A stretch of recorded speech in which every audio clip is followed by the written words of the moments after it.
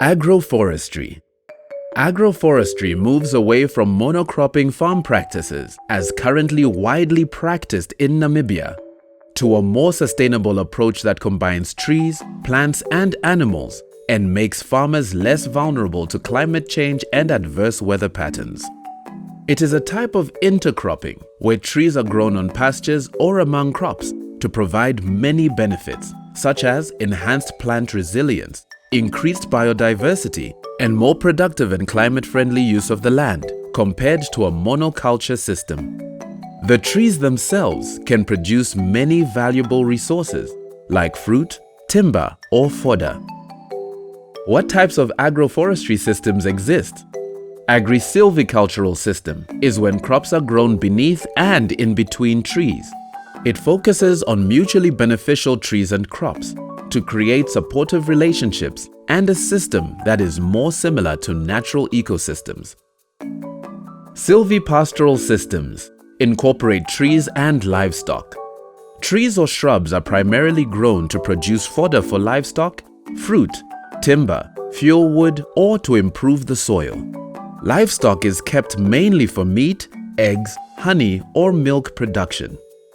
This type of system can contribute towards fodder availability in Namibia through producing more dry matter, digestible energy, and crude protein per hectare than purely grass-based systems, and in turn, reduces the need for external inputs such as chemical fertilizers and concentrate feeds. Agri-silvopastoral systems incorporate all three components: crops, trees, and livestock. It can play an essential role in reducing plant vulnerability and increasing crop resilience, thus helping communities better to tackle climate risks. It provides around 320 million people in Africa with basic needs such as medical supplies and fuel wood. Home garden systems form a special category of agroforestry that deals with the cultivation of multi-purpose trees and crops combined with animal husbandry around a homestead. This type of system is normally used to produce subsistence crops for the gardener and his family. It only differs in size and location from an agri-silvopastoral system.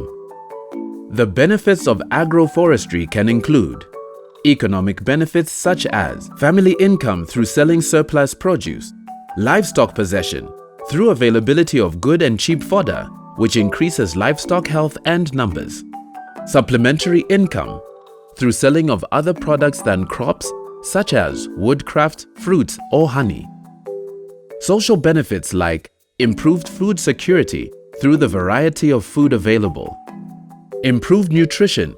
Many trees produce fruit with high vitamin or oil content like guava or marula. Improved living standards. Selling surplus crops can increase living standards in rural areas. Improved resilience to climate change through increased health of soils and biological diversity in Namibia's harsh climate. Environmental benefits such as combating soil degradation through increasing the soil's water holding capacity and stabilizing soil structures. Controlled soil erosion. Tree roots and other plants will help catch water and soil, preventing it from getting washed or blown away. Increased carbon sequestration through its high potential to sequester carbon, thereby mitigating climate change while leaving the bulk of the land in agricultural production.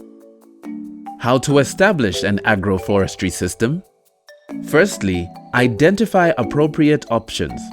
Three key elements to be considered in this decision-making process are land characteristics, your needs and priorities, the availability of resources. Secondly, decide on adapting or designing an agroforestry system. In some cases, farmers may already have been applying a form of agroforestry without realizing it. For example, cattle farming in a marula field.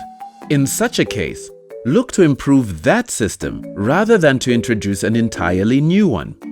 Traditional systems will be well adapted to local circumstances, although it may be possible to make them even more efficient by optimizing choice and arrangement of the three main components.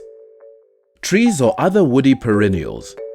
Choose trees or shrubs that can provide fruit, fodder, wood fuel, timber, shade, or other products. Crops or forage.